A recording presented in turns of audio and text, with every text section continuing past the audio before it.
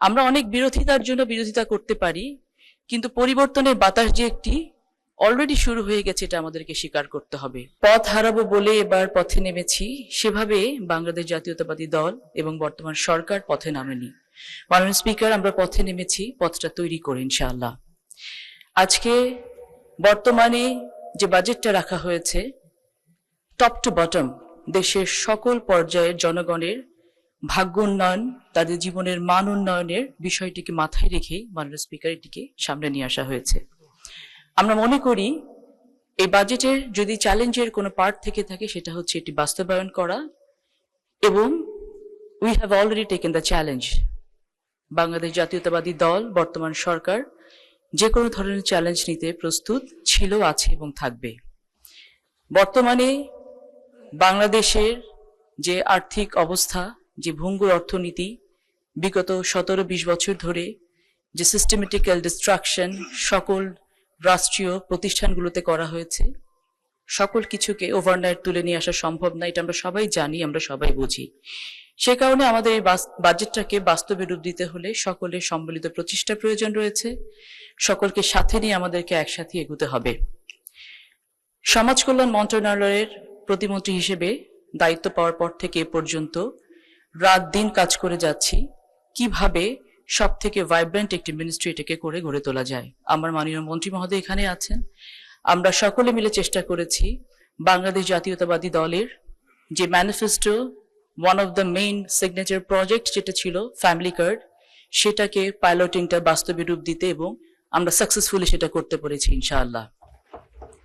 আমাদেরকে family card সহ, কৃষক কার্ড সহ, আমাদের যুব সমাজের উন্নয়নের জন্য চাকরি থেকে শুরু করে যত ধরনের সামাজিক পরিকল্পনা নেওয়া সম্ভব বর্তমান বাজেটে সবগুলো নেওয়া হয়েছে।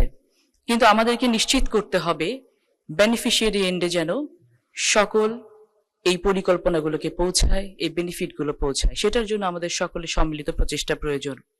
আমরা অনেক বিরোধিতার জন্য বিরোধিতা করতে পারি, কিন্তু পরিবর্তনের বাতাস যে একটি অলরেডি শুরু হয়ে গেছে এটা আমাদেরকে স্বীকার করতে হবে। সে পরিবর্তনটা যেমন সবুজ বাংলাদেশ গড়ার পরিবর্তন, গ্রিন বাংলাদেশ গড়ার পরিবর্তন, সেই পরিবর্তনটা একইভাবে পরিষ্কার বাংলাদেশ, ক্লিন বাংলাদেশ গড়ার পরিবর্তন। আসুন আমরা সকলে মিলে রাস্তাঘাট পরিষ্কার করার সাথে সাথে নিজেদের মনটাকেও একটু পরিষ্কার করি।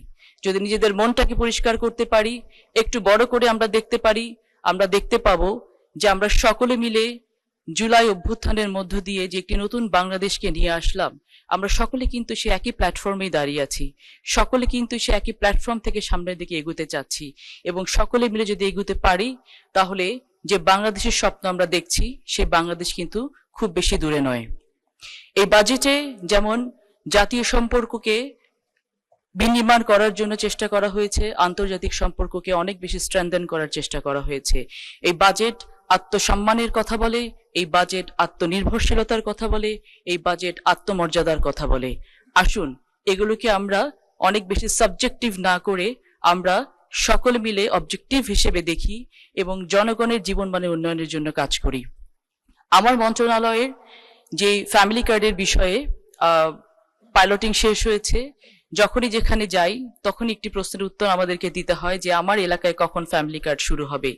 এই যে মানুষের চাহিদা, এই যে মানুষের রেসিপ্রোকেশন, তাদের যে ফ্যামিলি কার্ডের প্রয়োজন, তাদের যে কৃষক কার্ডের প্রয়োজন, সেটাই কিন্তু ডিনোট করে যে এই প্রজেক্টগুলো কতখানি বাস্তবধর্মী এবং এই প্রজেক্টগুলো কতখানি বাংলাদেশি ইকোনমিতে ইম্প্যাক্ট ফেলতে পারে।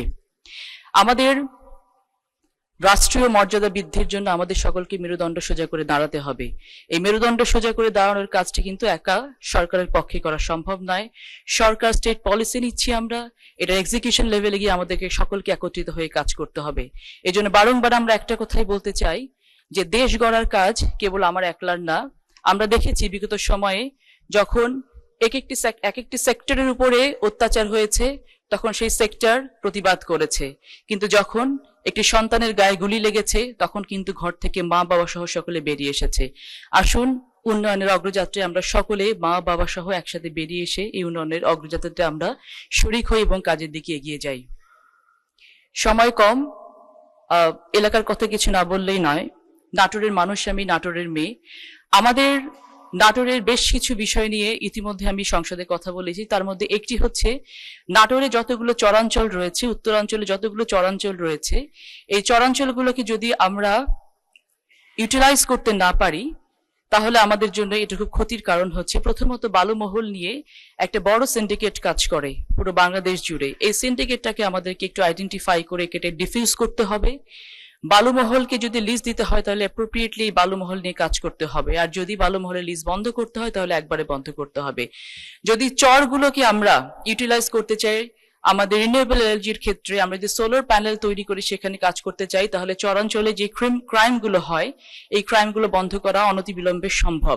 আমাদের নাটোরের লালপুর এবং পাবনায় যে চরগুলো আছে, ঈশ্বরদীতে যে চরগুলো আছে, সেখানে গত 3 সপ্তাহে 3টা কিলিং হয়েছে, 3টে মার্ডার হয়েছে, যেটা অত্যন্ত দুঃখজনক। এবং এগুলোকে বন্ধ করার জন্য অনতিবিলম্বে এই চরগুলোকে আমাদেরকে হাত দেওয়া উচিত এবং কাজ করা উচিত। দ্বিতীয়ত, আমাদের উত্তরাঞ্চলে অনেক সুগার মিল আছে। এই বন্ধ হয়ে যাওয়া এবং অর্ধবন্ধ মিলগুলোকে অবশ্যই আমাদেরকে কাজে হাত দিতে হবে। তাহলে যেটা হবে, আমাদের যুব উন্নয়নের জন্য, যুব সমাজের কর্মসংস্থানের জন্য তারা যখন সরকারি চাকরির খোঁজে ঘুরতে থাকে, অথচ সরকারি চাকরির সংস্থান আসলে সকলকে দেওয়া সম্ভব না, আমরা যদি এলাকা ভিত্তিক কাজগুলো হাত দিতে পারি তাহলে সেখানে কর্মসংস্থান হবে এবং এলাকাটা ভিত্তিক কিন্তু উন্নয়ন করা আমাদের পক্ষে সম্ভব। ওয়ান ভিলেজ ওয়ান প্রোডাক্ট যে প্রজেক্ট নিয়ে আমরা এগোতে চাচ্ছি, ইতিমধ্যে যদি আমরা সেই কাজগুলোকে আরো একটু ত্বরান্বিত করি তাহলে আমাদের কাছে অনেকভাবে এই ধরনের প্রস্তাবগুলো এসছে যে আপনারা এই কাজগুলো করেন। কিছুদিন আগে শ্রীমঙ্গলে গিয়েছিলাম, চা বাগানের মণিপুরীদের সাথে কথা বলেছি। চমৎকার কাজ তারা করে, মণিপুরি শাড়ি তৈরি তারা করে। রাজশাহীতে আমাদের তাঁত আছে, টাঙ্গাইলে তাঁত আছে, নাটোরে আখ আছে, বিভিন্ন জায়গায় বিভিন্ন প্রোডাক্ট আছে যেগুলো নিয়ে আমরা কাজ করে জাতীয় এবং আন্তর্জাতিক ভাবে স্বীকৃতি লাভ করতে পারি। পরিশেষে বলতে চাই, বর্তমান সরকার চাইছে দেশের সকল জনগণকে নিয়ে সামনে এগিয়ে যেতে, দেশের জনগণের জীবন মানের উন্নয়ন করতে। আসুন আমরা সকলে মিলে একসাথে সম্মিলিতভাবে সেই কাজটি করি। পথ দীর্ঘ নয়, পথটি খুবই অল্প। এই অল্প পথে যেন আমরা কাজগুলো একটু ভালো মতো করতে পারি, সকলে মিলে করতে পারি।